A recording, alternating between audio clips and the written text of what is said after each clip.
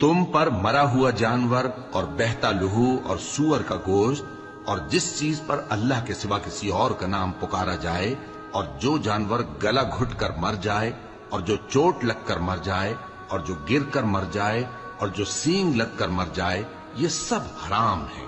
اور وہ جانور بھی جس کو درندے پھاڑ کھائیں مگر جس کو تم مرنے سے پہلے ذبح کر لو،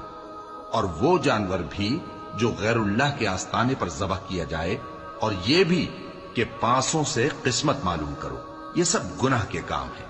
آج کافر تمہارے دین سے نا امید ہو گئے ہیں تو ان سے مت ڈرو اور مجھی سے ڈرتے رہو۔ آج میں نے تمہارے لیے تمہارا دین کامل کر دیا ہے اور اپنی نعمتیں تم پر پوری کر دی اور تمہارے لیے اسلام کو بطور دین پسند کر لیا۔ ہاں، جو شخص دھوپ میں ناچار ہو جائے بشرطے کہ گناہ کی طرف مائل نہ ہو تو اللہ بخشنے والا ہے، بڑا مہربان۔